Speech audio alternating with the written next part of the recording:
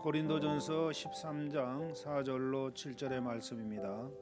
사랑은 오래 참고 사랑은 온유하며 시기하지 아니하며 사랑은 자랑하지 아니하며 교만하지 아니하며 무례히 행하지 아니하며 자기의 유익을 구하지 아니하며 성내지 아니하며 악한 것을 생각하지 아니하며 불의를 기뻐하지 아니하며 진리와 함께 기뻐하고 모든 것을 참으며 모든 것을 믿으며 모든 것을 바라며 모든 것을 견디느니라. 아멘. 할렐루야. 오늘 우리 모두에게 하나님의 풍성하신 사랑과 은혜가 우리의 모든 가정에 함께 하시기를 주의 이름으로 축원드립니다. 오늘은 행복한 가정 만들기 5월 가정의 달을 맞이해서 항상 우리가 꼭 빼지 않고 전하는 말씀 행복한 가정 만들기입니다. 가정이 행복해야 되겠죠. 가정이 행복하지 않으면은 참 우리 각자가 다 불행합니다. 첫째 부부가 또 행복해야 돼요. 부부가 행복해야만이 자녀들도 바르게 자랍니다. 가정에서 불화가 있고 싸움이 있으면은 자녀들도 굉장히 불안과 두려움 속에서 정서적으로 불안정한 가운데 자라게 되죠. 잘 올바로 자랄 수가 없어요. 또 싸움이 많으면은 영적으로도 마귀가 그 집안에 들어오게 돼 있어요. 싸우면은 악심을 품고 싸우기 때문에 마귀가 들어와서 그 집안에 이렇게 방해를 오면은 집안이 잘 될 리가 없어요. 모든 게 잘 안 됩니다. 그래서 무조건 가정은 주님 안에서 행복한 그런 가정이 돼야 될 줄로 믿습니다. 누구나 결혼을 할 때는 행복해지고 싶어서 결혼을 합니다. 처음 신혼 때는 상대방의 그 배우자 상대방의 장점만 보이기 때문에 참 사랑하는 마음으로 어떤 어려움도 잘 이기면서 조화를 이루면서 가정생활을 합니다. 그러나 그것도 짧게는 한 6개월 또 길게는 한 3년 동안 그런 신혼이 지나가고 나면은 그때부터 상대방의 단점이 보이기 시작해요. 단점이 내가 원하는 대로 해주지 않고 자기중심적이고 또 이기적인 그러한 모습으로 살아가는 배우자를 경험하면서 그때 이제 후회하게 되죠. 내 눈이 그때 콩깍지가 끼었다. 어떻게 저런 사람을 내가 모르고 결혼을 했을까? 이런 갈등을 하게 되는 겁니다. 근데 결혼 생활이라는 것은 이때부터 시작이 되는 거예요. 이때부터 다시 말하면은 배우자를 배워가는 그러한 시간이 시작이 된다라는 뜻입니다. 남자와 여자는 서로 차이가 많이 난다라는 사실을 알기 시작하는 때죠. 상대방의 말귀를 못 알아듣는 경우가 많아요. 남자와 여자를 잘 모르면은 상대방의 말귀를 잘 못 알아듣는, 그래서 오해가 되고 갈등이 오는 그런 경우가 대단히 많다라는 거죠. 그래서 행복한 결혼을 원한다면은 남자와 여자의 차이점을 알아야 돼요. 남자와 여자의 차이점. 그래야만 갈등이 없습니다.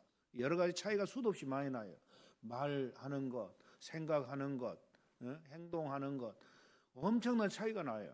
남자는 다 나 같은 줄로 알고 생각하면은 엄청난 오해를 사게 되고, 여자도 마찬가지로 저 남자가 나 같은 그런 성품으로 생각한다면 오해를 하게 되는 겁니다. 거기서 갈등이 오고 싸움이 시작이 되는 거예요. 그래서 이런 사실을 모르면은 참 어려운 가정생활을 하죠. 그래서 이 시간에는 행복한 가정을 만들기 위해서 부부간에 몇 가지 중요한 것들을 상고해 보므로 함께 은혜를 나누도록 하겠습니다. 첫째로 서로 입장을 바꾸어 놓고 생각해야 돼요. 입장을 바꾸어 놓고 20, 30년간 서로 다른 환경에서 자란 남자와 여자가 만나 이 사랑이라는 감정 하나만 가지고 결혼을 합니다. 모든 것이 다른 환경에서 성장했기 때문에 마음과 생각과 행실을 맞추어 가기라는 건 쉬운 일이 아니죠. 그래서 거기서 오해가 생기고 다툼이 생깁니다. 이것을 극복하지 못하면은 결국 불행하게 끝나는 경우가 대단히 많습니다. 남자와 여자의 차이는 수없이 많죠. 그러나 그 중에 대표적인 것이 남자는 배우자에게 인정받기 위해 살아갑니다. 그래서 남자는 승부욕이 강하고 언제든지 주목받고 싶어 하죠. 남자는 인정을 받기 위해서 평생을 싸우는 거예요. 인정받기 위해서. 남자의 성품이 그렇다라는 거예요. 그러므로 배우자인 남자가 무엇을 한다고 하면은 여자는 비판하지 말아야 돼요. 비판은 남자를 부끄럽게 하고 오직 고집스럽게 만들 뿐이라는 겁니다. 마차를 타고 다니던 시절에 헨리 포드는 자동차를 만들었습니다. 그 자동차를 만들려면 오랜 시간이 필요하죠. 그래서 그 마당에다 온갖 자동차 부속품을 널어놓고 날마다 그 집안은 난리도 그런 난리가 아니었어요. 그런데 헨리 포드의 아내는 남편이 하는 거 그대로 한 번도 비판하지 않고, 여보, 그것이 그렇게 한다고 어떻게 혼자 가는 차를 만드냐고, 마차를 만드냐고 하고 비난하지 않았어요. 그냥 밀어줬어요. 아무 말 하지 않고. 결국은 자동차를 만들어낸 겁니다. 그래서 아주 위대한 그러한 남편이 된 거죠. 물론 반복된 잘못이나 중독은 사정이 달라요. 그러나 그런 것이 아니라면 남자들이 잘못을 저지르더라도 격려하고 칭찬해 줘야 됩니다. 잘못에 대해 비난하면 남자들은 거짓말하거나 아무 말 않고 침묵함으로써 실수를 인정하지 않으려고 하는 게 남자의 그런 성품이라는 거예요. 여자들은 그 남자의 성품을 잘 알아야 돼요. 그냥 인정하려고 안 해요, 자기 잘못을. 이게 남자들이라는 거죠. 아내들이 말하고 싶어하는 것은 관계를 회복하기 위해서 대화를 요청하는 것인데, 남편은 여보 우리 대화 좀 해요 하면 공포스럽게 생각하는 거예요. 왜 공포스럽게 생각하냐면은 남편과 대화하기를 원하면은 먼저 남편을 칭찬을 많이 해줘야 돼요. 그래야 남편의 마음이 열리는 겁니다. 왜? 칭찬받기를 원하고 인정받기를 원하는 게 남자의 성품이기 때문에 칭찬을 많이 해줘야 돼요.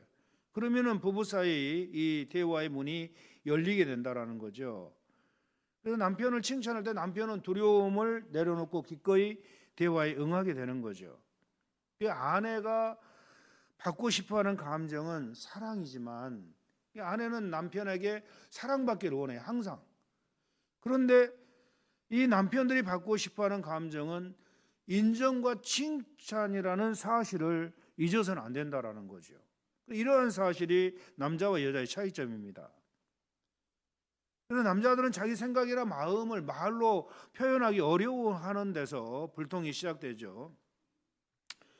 이러한 의사소통의 어려움 속에서 듣게 되는 많은 조언이 입장을 바꿔놓고 한번 생각해봐라, 이렇게 얘기를 하는 겁니다. 역지사지의 진리죠. 서로 갈등 속에 있다면은 입장을 바꿔놓고 상대방을 한번 생각해보라는 거예요. 입장을 바꿔놓고. 그래서 서로 상대편 중심으로 생각하며 사는 가정은 분명히 이 가정은 문제를 그냥 쉽게 해결하고 행복한 그런 가정이 되는 겁니다. 남편은 아내의 입장을 생각하면서 아유 우리 아내 좋은 옷도 제대로 못 사주고 외식 한번 제대로 못 해주고 해외여행 한번 제대로 못 시켜주고 응? 맨날 애들 데리고 빨리하고 청소하고 참 고생이 많지, 이렇게 자기 부인의 입장을 생각하면서 말을 한다면은 얼마나 참 좋겠어요. 또 아내는 남편의 입장을 생각하면서 종일 윗사람 눈치 보면서 뼈 빠지게 일해가면서 가족들 벌어 먹이느라고 얼마나 참 수고하실까 하면서 서로의 상대편의 입장에서 생각하면서 살아간다면은 그 가정은 정말 복된 가정이 되는 거예요. 그냥 자기 입장만 생각해서는 안 된다라는 거죠. 여러분, 가정이라는 것은, 결혼이라는 것은 남과 남이 만나서 한 가족이 되는 겁니다. 한 가족으로 살아왔던 형제들도 잘 이해가 안 되죠. 그죠? 형제들도 마음이 맞지 않는 형제들 많아요. 말이 안 통해 형제들도. 그런데 20, 30년간 따로 전혀 다른 환경에서 살았던 남녀가 함께 만나가지고 이 생각과 마음을 맞춰간다라는 것은 보통 쉬운 일이 아니에요. 굉장히 어려운 일이라는 거죠. 예. 그래서 가정에서는 이처럼 내 입장만 생각하면은 항상 갈등이 와요. 다툼이 오고. 가정에서는 상대편 입장에서 생각할 줄 알아야 돼요. 부부 관계도 그렇지만 또 고부 간의 관계도 마찬가지죠. 고부 간의 관계도 내 입장만 생각하지 말고 상대편 입장을 생각해 보라는 거예요. 젊은 며느리가 내가 시어머니라면은 나 같은 며느리 두었을 때 섭섭하지 않을까? 먼저 그 부모의 입장을 생각해 보라는 거예요. 또 시어머니도 내가 저런 젊은 며느리라면은 얼마나 참 힘들까? 이렇게 생각을 해보라는 거죠. 그냥 그렇게 생각하지 않고 내가 어떻게 정성 들여 키운 아들인데 저놈의 며느리가 들어와가지고 내 아들 사랑을 다 빼앗아가 버렸다고. 이렇게 생각한다면은 이게 가정이 행복할 리가 없는 거예요. 항상 꽁 하고 있는 거예요. 항상 서운한 마음. 네. 그래서 이처럼 상대편 마음을 해야 될 줄 알고 입장을 바꿔놓고 항상 생각할 줄 알아야 해요. 시어머니 입장이라면은 또 며느리의 입장이라면 서로가 상대방의 입장을 한번 깊이 생각해 보라는 거예요. 그러면은 갈등이 쉽게 해결이 되는 것이고 부부간에도 남편의 입장에서 아내의 입장에서 입장을 바꾸어 놓고 생각을 잘하면은 이처럼 그 가정은 행복한 가정이 된다라는 겁니다. 부모 자녀도 마찬가지예요. 부모는 세대가 달라진 오늘날의 자녀들의 입장을 생각해주고 또 자식들은 옛날 고생하며 지내오신 부모님의 입장을 바꾸어 놓고 생각을 해볼 줄 알아야 된다라는 거예요. 그럼 자식은 부모의 입장을 생각해보고 이해가 되는 거고 또 부모는 자식의 입장을 생각해보고 이해가 되는 겁니다. 그래서 이 가정이 행복하려면은 항상 입장을 바꾸어 놓고 깊이 한번 생각해 보는 겁니다. 아멘. 사랑은 무례히 행치 아니하며 자기의 유익을 구치 않는다고 말씀했어요. 그래서 입장을 바꾸어 생각하는 가정들, 자기의 유익을 구치 않는다고 했으니까 상대방의 유익을 구하는 게 사랑이라는 거죠. 그래서 하나님의 말씀대로 우리가 실천하려면은 항상 상대방의 입장을 생각하면서 그를 사랑해야 돼요. 그를 상대방을. 그래서 교회도 마찬가지예요. 가정도 마찬가지고 교회도 마찬가지예요. 저는 여러분들의 입장을 한번 생각해보고 여러분의 입장에 서서 한번 저를 생각해보고 여러분을 생각해보고 여러분은 또 저의 입장을 한번 생각해보면은 교회도 갈등이 없어지는 거예요. 모든 공동체가 그렇다라는 거죠. 그래서 사회생활할 때도 상관의 입장을 한번 생각해보고 상관은 또 그 부하의 입장에서 한번 생각해보고 이러면 그 공동체는 원만한 공동체가 된다는 겁니다. 갈등이 쉽게 해결되는. 그래서 입장을 바꾸어 생각해보는 성숙한 여러분들 되시기를 주의 이름으로 축원드립니다. 그리고 두 번째로 부부 대화 방법을 알아야 돼요. 부부의 대화 방법을. 남자와 여자의 대화 방법은 엄청 달라요. 남자의 생각은 1차원적이지만 여자의 생각은 2차원적이라는 거예요. 그러니까 여자가 딱 말을 할 때는 항상 직선적으로 말 안 해요. 뺑 돌려서 말하지. 남자의 말은 곧바로 딱 직선적으로 얘기해 버리는 거예요. 직설적으로. 예를 든다면은 여자가 밖에 마당에다 햇빛이 쨍쨍 나니까 고추를 말려놨어. 고추를 따가지고. 근데 갑자기 먹구름이 막 오면서 비가 올라오고 그래요. 그러니까 남자가 옆에 있으니까 여자가 뭐라고 하냐면은 이 아빠 지금 밖에 막 구름이 잔뜩 끼어서 비가 내리려고 하네. 딱 그 얘기만 딱 하는 거예요. 그러면은 그 남은 얘기는 뭐예요? 고추를 빨리 걷어오시오 그런 뜻이거든요. 근데 고추를 걷어오시오 말은 안 하고 밖에 비가 오려고 하네. 딱 여기서 끝나는 거예요. 그러니까 이걸 못 알아듣는 게 남편들은 잘 못 알아들어요.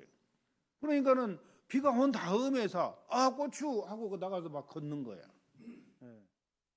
근데 남편들은 결론을 얘기해 버리죠. 직설적으로 결론을 얘기하는 거예요. 여자들은 대화 과정 속에서 과정을 얘기하는 걸 중요시 여기거든요. 과정을. 그러면서 관계 회복을 원하는 건데 남자들은 결론은 뭔데? 이것 먼저 물어보는 결론이 뭐냐고. 장황한 그 과정 얘기를 생략해 버리고 결론은 뭔데라고 먼저 얘기를 하는 거야. 그렇기 때문에 대화가 안 돼 버리는 거예요, 이게. 그래서 이 대화하는 방법도 연구를 해야 됩니다. 행복한 가정 생활을 하려면은 남자와 여자의 대화의 차이 방법 이걸 배우고 연구를 해야 돼요.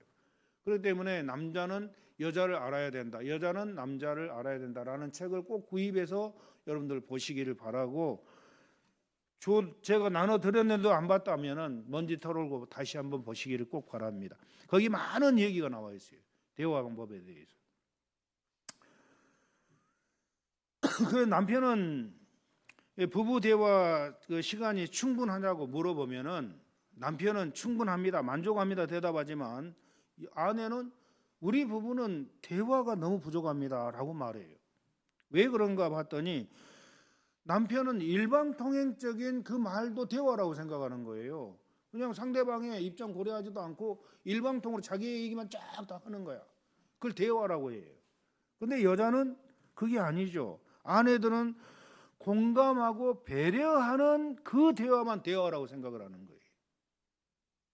공감하고 배려하는 그 대화만. 그러니까 남편이 공감하고 배려하는 그 말을 한 번도 안 했다면 이건 대화가 아니라는 거예요. 남편의 일방적인 그런 얘기라는 거죠. 그래서 여자가 생각할 때는 우리 부부는 대화가 없다 그러는 대화가 없다. 그런 남편들은 아내 따지고 비난하고 공격적인 태도 때문에 이 공감적인 대화를 하고 싶지 않다고 말하는 겁니다. 거기서 행복한 부부와 불행한 부부의 차이는 난다라는 거죠. 여기 있다라는 거죠. 행복한 결혼 생활이라는 것은 남편도 아내도 서로 만족시키는 대화를 하는 그 부부가 행복한 부부예요. 결국 이러한 대화를 통해서 정서적으로 친밀감의 욕구를 충족시키는 거죠. 그리고 대화할 때 너, 나 이 단어를 빼세요. 너, 나 이런 대화 가운데 너, 나 이런 대화를 하다 보면은 이게 참으로 안 좋은 그런 호칭이라는 거죠. 예. 그래서 이 단어를 많이 사용하게 되면은 갈등이 쉽게 풀어지게 된다는. 그러니까 너 나라는 대화보다는 우리라는 대화를 많이 사용하면은 갈등이 쉽게 풀어진다고 그래요. 우리. 예. 너 나라는 호칭을 많이 사용한 부분은 결혼 생활에 만족하지 못했고 특히 나이 든 부부일수록 결혼 생활에 만족감이 없었다라는 겁니다. 너, 나 이런 대화를 많이 하는 부부는. 그러나 한편 노년기의 부부는 중년의 부부보다 우리라는 호칭을 많이 사용했다는 겁니다. 오랜 세월 힘든 일들을 극복하면서 서로를 동일시하는 이 감정이 커졌기 때문에 그래서 이제 부부간의 갈등 빈도도 적었고 갈등 해결도 쉬웠다라는 겁니다. 우리 대화할 때 우리라는 단어를 많이 사용하라는 거죠. 예. 특별히 고맙다라는 말을 많이 사용하라는 고맙다라는 말을 많이 할수록 더욱 친밀해지는데 그 말을 하는 사람이나 듣는 사람 모두 만족감과 책임감을 느끼기 때문이라는 거예요. 고맙습니다. 고맙다. 이런 얘기, 이런 단어. 그러므로 대화 가운데 너 나라는 대화 호칭보다는 우리라는 호칭이 참으로 아주 좋은 그런 호칭이고 행복한 그런 가정을 만들 수 있는 그런 호칭이라는 겁니다. 그리고 대화는 구체적으로 해야 된다라는 거예요. 구체적으로 세밀하게 그냥 두리뭉실하게 하면 안 된다라는 거죠. 그래야 오해를 풀고 화목한 부부가 되는 겁니다. 어떤 구체적인 내용이냐면은 보통 부부는 처음 결혼할 때 사랑의 감정에 끌려서 서로 조화를 이루며 살아왔지만 그러나 살아가면서 이제 단점이 보이니까 갈등이 오고 싸움이 오는 거예요. 그러면 상대방을 향해 도무지 이해할 수 없는 사람이라고 여기는 겁니다. 이런 부부들은 여전히 상대방의 그러한 차이점을 인식하지 못한 그런 상태입니다.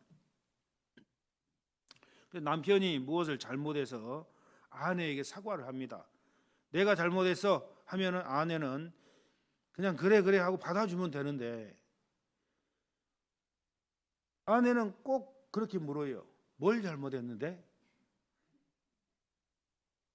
하고 물어요. 예. 그러면 남편은 빨리 화해하고 싶어가지고 다 잘못했어 딱 그러는 거예요. 그럼 아내는 뭘 잘못했는지도 모르면서 잘못했다고 그래? 또 이렇게 화를 내요. 이런 대화 과정을 통해서 남자와 여자 화해하는 방법이 다르다는 걸 알게 돼요. 어떻게 하냐면은 남편이 미안해 하면은 아내는 뭐가 미안한데? 몰라. 모르면서 미안하다고 그래? 또 그러는 거예요. 그럼 알아. 그러면 알면서 그래? 또 그래요.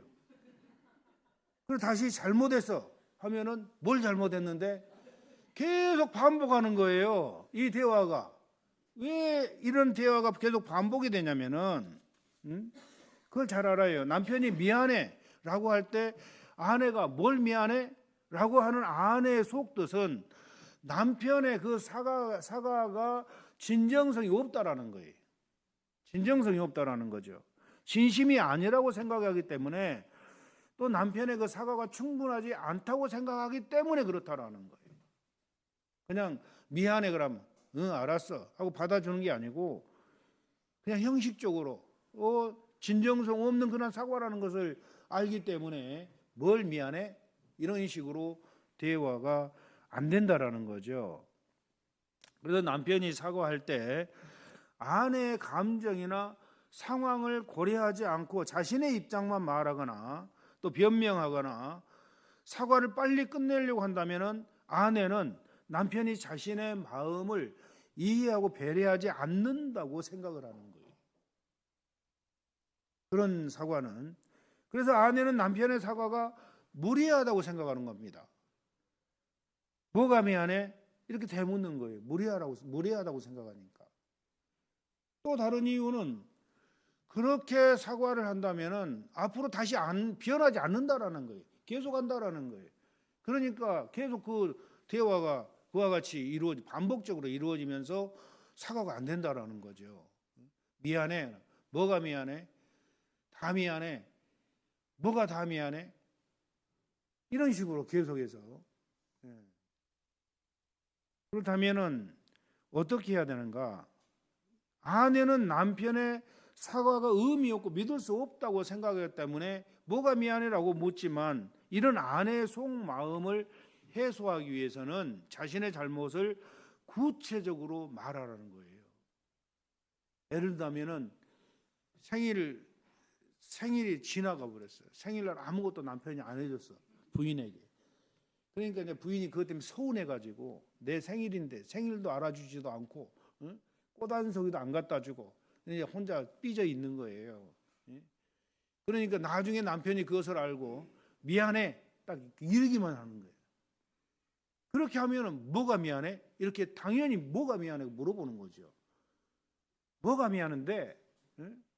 잘못했으면 뭐가 잘못했는데? 꼭 이렇게 물어보는 거죠. 그러면 남편은 생일 때 구체적으로 얘기해야 돼. 내가 당신의 생일을 깜빡 잊어버렸어. 미안해.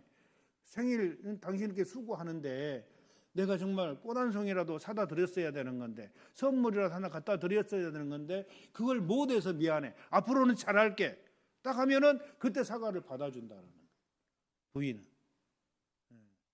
그러니까 사과할 때 내가 뭘 잘못했으면은 구체적으로 얘기를 할 때 진정성이 보인다라는 거죠. 그리고 앞으로는 잘할게.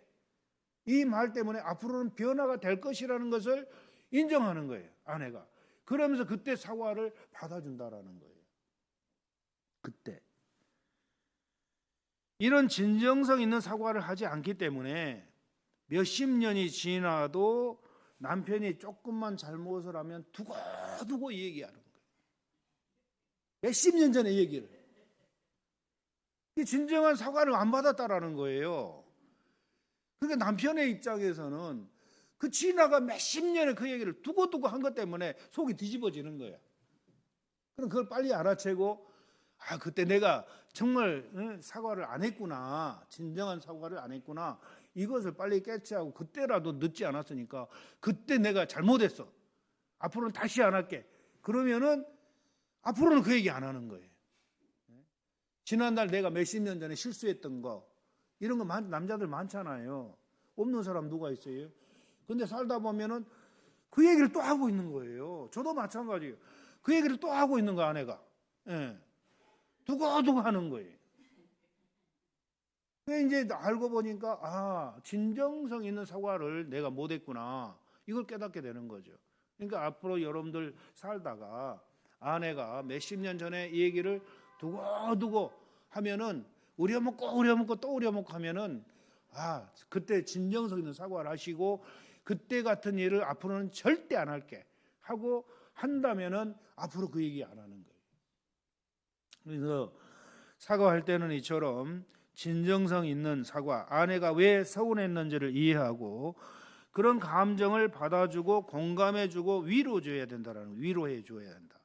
이렇게 할 때 수준 높은 화해가 되고 행복한 그런 가정을 이룰 수 있다, 그런 말씀입니다. 그리고 세 번째로 겸손히 섬겨야 돼. 가정에서 섬길 줄 알아야 돼요. 서로가 섬겨야 돼요. 주님께서 이 땅에 오셔서 섬김의 본을 보이셨거든요. 제자들의 발을 다 씻겨주셨어요. 선생님이 제자들을. 그러니까 제자들이 너무 황송한 거예요. 주님, 제가 주님의 발을 씻겨드려야 되는데 어떻게 주님이 저희들의 발을 씻깁니까? 어떻게 제자들이 씻겨야지 선생님이 제자들을 씻겨주냐고. 그러니까 주님이 너희들 서로 섬기라는 그런 뜻으로 내가 본을 보였다 하면서 너희들 앞으로 내가 했던 것처럼 서로 섬기는 자가 되라고 주님은 말씀하셨어요. 가정에서도 마찬가지로 가족들이 서로 섬겨야 된다라는 거죠. 대접을 받고자 하는 대로 먼저 남을 대접하라. 예수님께서 말씀하신 황금률입니다. 그래서 내가 사랑을 받고 싶으면은 먼저 사랑하라는 거예요. 내가 칭찬을 받고 싶으면은 내가 먼저 칭찬해주는 이런 생활을 실현하라는 거예요. 여러분, 제가 결혼 주례를 가끔 한 번씩 하는데 주례할 때마다 제가 하는 말이 딱 있어요. 그게 뭐냐면은 결혼이라는 것은 내가 행복하기 위해서 결혼을 한다, 이건 잘못된 결혼이라는 거죠. 상대방을 사랑하기 때문에 상대방을 행복해 주기 위해서 결혼한다, 이렇게 생각을 하라는 거예요. 그러니까 내가 행복하기 위해서 결혼했다, 이건 잘못된 그런 결혼이에요. 내가 행복하기 위해서. 내가 행복하려면 어떻게 해야 돼? 상대방이 행복을 만들어줘야 되잖아요. 근데 그게 아니에요. 이 황금률은 내가 행복하기를 원한다면 상대방을 행복하게 해주라는 거예요. 서로가. 그러면 그 결혼은 아주 이상적인 그런 결혼이 될 수가 있다, 그런 말이, 행복한 가정. 예.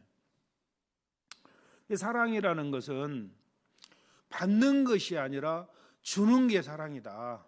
아멘. 이 사랑의 정의예요. 사랑은 주는 거다. 유치원 아이들은 맨날 달라고만 하죠. 받으려고만 하는 거예요. 유치원 아이들은 저 주세요 맨날 그래요. 그러나 어른들, 성인들은 그게 아니죠. 성숙한 사람들은 용서해주고 기쁘게 해주고 편안하게 해주고 이해해주고 이렇게 주려고만 할 때 그 가정은 행복한 가정이 되는 거예요. 그러니까 우리는 영적으로 정신적으로 어린 사람들은 받기만 하려고 그래요. 받기만. 그러나 결혼했으면 성숙한 자가 돼야 되거든요. 성숙한 자가. 계속 어린아이 같은 그런 심정을 가지고 결혼 생활하면 안 된다라는 거예요. 그래서 사랑이라는 정의를 우리가 성경에서 맨날 배우잖아요. 사랑은 주는 거다. 주는 것이 받는 것보다 훨씬 낫다. 이렇게 성경은 말씀하고 있기 때문에 우리도 항상 주려고 해야 돼요. 이게 성숙한 사람들이라는 거예요. 성숙한 사람들. 용서해주고 이해해주고 편안하게 해주고 기쁘게 해주고 주려고 할 때 그 가정이 정말 행복한 가정이죠. 이기주의적인 남편, 이기주의적인 아내, 이런 가정들은 자기만 위해 달라고만 하기 때문에 불행하다라는 거예요. 그런 부분은. 예. 여러분, 가령 사과를, 아내가 맛있는 사과를 갖다가 깎아가지고 딱 접시에 올려놨어요. 근데 남편이 딱 먹어보더니 맛있어. 그래 혼자 우구작 다 먹는 거야. 자기 아내 먹든지 말든지 상관하지 않고 하나도 안 주고 다 먹어버렸어. 그럼 아내가 생각할 때 어떡하겠어요? 저런 속으로 저런 이기주의적인 인간이 어디가 있냐? 응? 하나라도 남겨놓고 나한테 먹으라고 해야지. 그런 말 없이 혼자 다 먹어? 저런 인간이 내 남편이라고? 이렇게 생각하고 있다라는 거예요. 얼마나 서운하겠어요. 속으로는 그렇다라는 거예요. 겉으로는 당신 다 먹어 이러면서도 속으로는 서운한 거예요. 진짜 남편은 뭐 어떻게 해야 돼요? 아내가 먼저 맛보고 아내가 다 먹기를 기다려서 남겨주면 먹는 게 남편의 도리예요.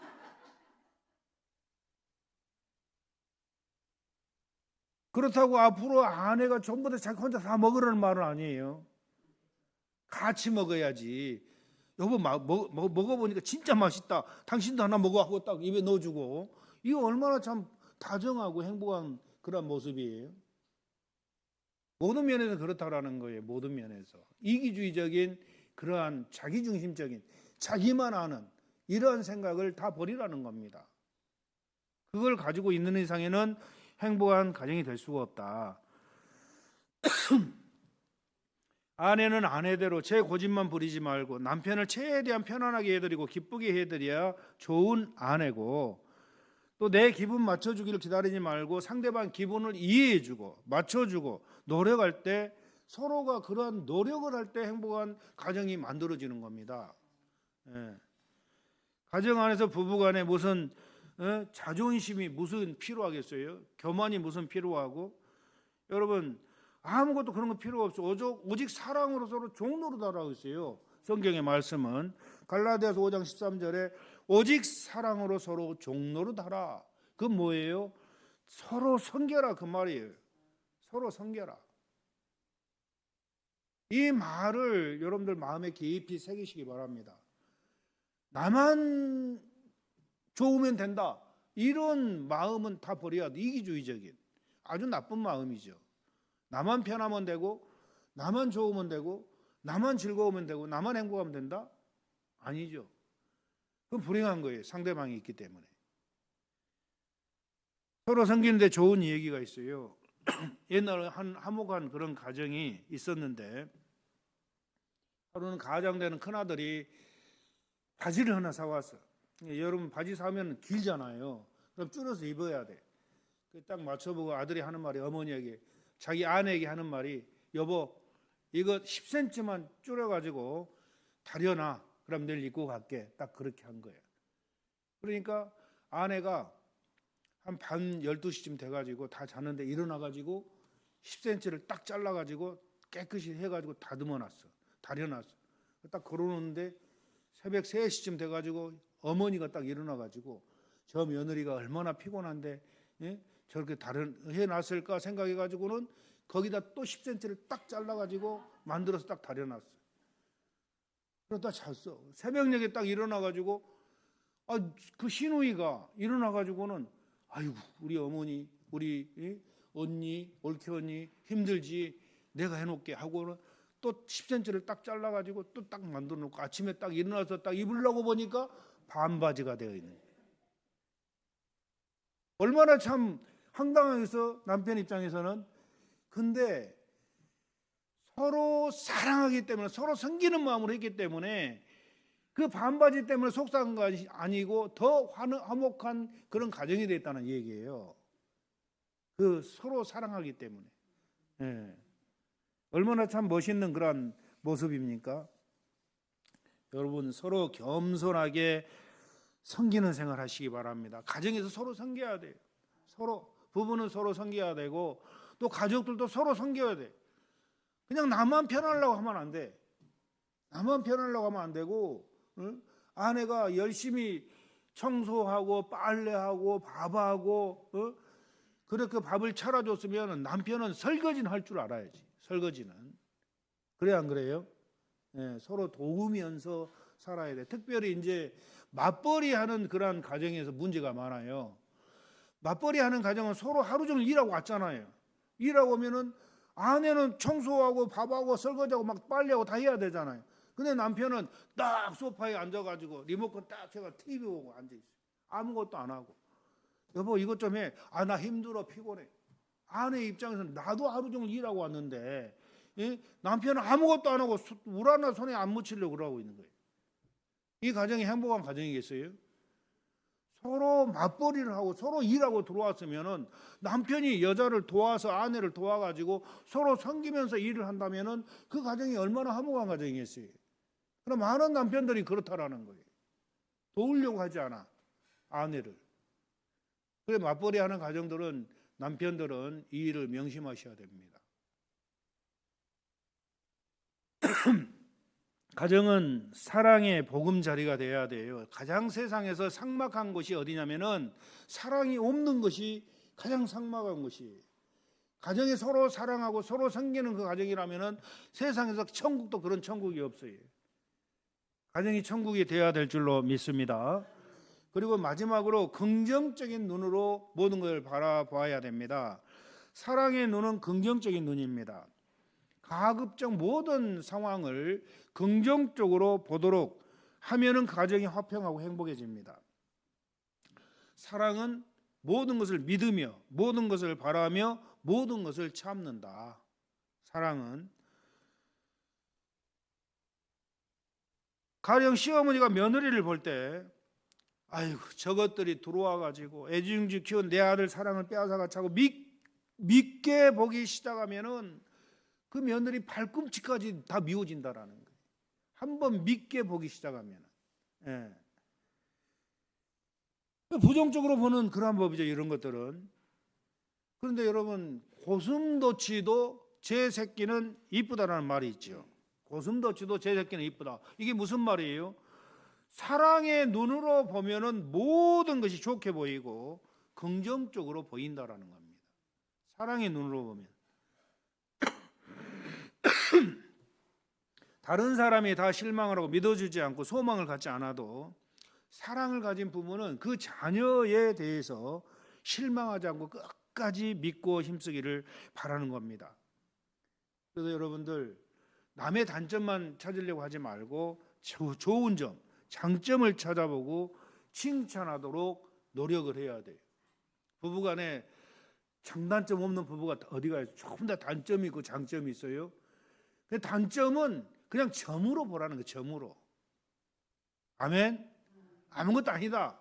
단점은 점으로 보고 그냥 이해해주고 용납해주고 나와가 다르다고 해가지고 너 틀렸다 이렇게 얘기하지 말고 아 나와 다르구나. 상대방을 존중할 줄 알아야 돼. 장점은 칭찬해주고 단점은 그냥 점으로 보라는 거예요. 이거 행복한 그런 가정을 만들 수가 있다. 다른 사람이 다 실망해도 믿어주는 부모가 있기 때문에 자녀들은 그대로 막 용감하게 자라는 거예요. 예. 그래서 그걸 우리가 알아야 되는 게 아들을 딱 낳으면 그 어머니는 아들이 잘났고 못났어도 용기를 붙들어 줘가지고 나중에 20살 넘어가면은 용감한 사나이로 딱 만들어놔요. 그게 어머니의 마음이. 그냥 용기를 주고 칭찬해주고 북돋워주고 이렇게 긍정적으로 사랑해주고 그럼 아이들은 기가 살아나는 거예요. 우리 부모가 나를 그렇게 인정해줬다라는 거예요. 그런데 그 아들이 결혼을 딱 했어요. 결혼하고 얼마 안 갔는데 바보가 돼버린 거예요. 왜 바보가 되겠어요? 그 부인이 바보를 만들어놨어. 아들을 갖다가. 예. 그냥 맨날 그 부정적으로 생각하고 부정적인 얘기하고 그 단점을 그냥 꼬집어 얘기하고 당신은 왜 그따위야 뭐 이런 식으로 얘기하고 당신 리콜해야 되겠어 뭐 이런 식으로 얘기해야 되고 기가 죽어가지고 아들이 제대로 일을 못하는 거예요. 길을 못 펴는 거야. 그러니까 그 남자를 살리는 사람은 여자인데 어머니는 그 아들을 용감하게 만들어놨지만 그 아내가 잘못해가지고 남자를 바보로 만들어놓은 거예요. 그 남자 바보 온달, 바보 온달을 완전히 왕으로 만들어놓은 사람이 누구예요? 평강공주죠. 그런 것처럼 남편을 힘을 주고 용기를 주고 세상에 나가서 열심히 싸워서 승리할 수 있는 그런 동기를 해주는 사람이 바로 여자라는 겁니다. 아내라는 거예요. 남편을 살리기도 죽이기도 하는 게 여자라는 거예요. 여자의 입장이 얼마나 참 큽니까? 여자는, 아내는 남자를 칭찬해주고 인정해주고 이런 식으로 가정생활을 할 때 그 남자가 힘을 쓰고 용기를 가지고 나가서 가족을 위해서 희생하는 거예요. 그런데 단점만 얘기하고 날마다 그냥 무시하고 멸시하는 말을 하고 하면은 그 남자는 기가 죽어가지고 세상에 나가서 아무것도 못해요. 바보가 되는 거예요. 그러니까 아내들은 남자를 살리기도 죽이기도 할 수 있는 입장이 바로 아내의 입장을 명심하고, 남편이 왕이 되면 아내는 뭐가 되는 거예요? 왕비가 되는 거예요. 왕비가. 왕을 만들어놔야지. 왕을. 아멘. 여러분들 여자분들은, 아내 된 분들은 남편을 왕으로 만드시기를 바랍니다. 그럼 돌아온 건 내가 왕비로 돌아오게 되는 거예요. 우리 주님은 자신을 배신하고 저주하고 도망간 베드로에게도 부활 후에 다시 오셔가지고 제일 먼저 찾아가가지고 네가 나를 사랑하느냐 하고 물어봐요. 그것도 3번씩이나. 그러니까 나 모른다고 3번 부인한 베드로에게, 주님 모른다고 3번 부인한 베드로에게 와가지고 주님이 하시는 말씀이 너 나 사랑하냐? 딱 그러는 거야. 할 말이 없잖아요. 근데 실수로 모른다고 부인했지만 그래도 주님 사랑하는 마음은 있잖아요. 주님 아시나이다. 주님이 알잖아요. 너 나 사랑하냐? 또 물어봐. 아유, 주님 아시잖아요. 제가 주님 사랑하는 거 아시잖아요. 그러면서 3번 다시 그 모른다고 부인했던 이 베드로의 마음의 그 상처를 3번 질문함으로 해결해 줘요. 그 상처가 없어지는 거예요. 그런 것처럼 우리 주님은 이처럼 자기를 부인한 제자들에게도 찾아와서 이와 같이 긍정적인 눈으로 제자들을 바라봤다라는 거예요. 내가 베드로를 용서해주고 다시 힘을 주면은 저는 나가서 나의 복음을 온 세상에 전하는 능력의 일꾼이 될 것이라는 것을 믿었던 거예요, 주님은. 그래서 베드로에게 찾아와가지고 사명을 주신 겁니다. 의심 많은 도마에게 찾아가가지고 도마야, 왜 의심하느냐? 이렇게 말하지 않고 자, 내 손을 봐라, 내 옆구리를 봐라, 내 발을 봐라, 네 손을 한번 만져봐라. 이러니까 할 말이 없는 거죠. 내가 주님을 보지 않고는 믿지 않겠다고 맹세했던 도마였는데 주님 앞에 딱 섰을 때 주님은 나의 하나님입니다 라고 신앙 고백을 하는 거예요. 그래서 주님을 위해서 그는 목숨을 바친 거예요. 인도까지 가가지고 거기서 복음을 전하다가 순교의 제물이 된 겁니다. 사랑하는 성도 여러분, 우리가 행복한 가정을 만들기 위해서는 이처럼 상대방의 입장에 서서 생각해보고 입장을 바꾸어 생각해보고 또한 올바른 대화 방법을 습득해가지고 대화를 하고 또 겸손히 섬기는 생활을 하고 또 상대방을 앞으로는 뭐든지 잘할 거야, 저 사람 잘 될 거야 라는 긍정적인 그런 믿음과 눈으로 이렇게 가정을 이끌어갈 때 그 가정은 정말 행복한 가정이 될 줄로 믿습니다. 그래서 저도 여러분의 가정이 행복하기를 원해요. 가정이 불행하면 그 정말 고통스러워요. 저도. 그래서 어떤 부부는 정말 불행한 그런 가정이 있었는데 지금도 그걸 잘 해결을 아직 못하고 있더라고요. 제가 옆에서 볼 때 너무 고통스러운 거예요. 왜 저렇게밖에 가정생활을 평생을 살아도 저렇게 맨날 싸우고 다투고 살까? 아직 이러한 비밀, 진리를 깨닫지 못하고 남녀간의 차이를 알지 못하기 때문에 그와 같이 살고 있더라는 거죠. 그래서 여러분들은 이러한 남녀의 차이를 잘 연구하고 배우고 알아서 정말 행복한 그런 가정이 되시기를 주님의 이름으로 축원드립니다.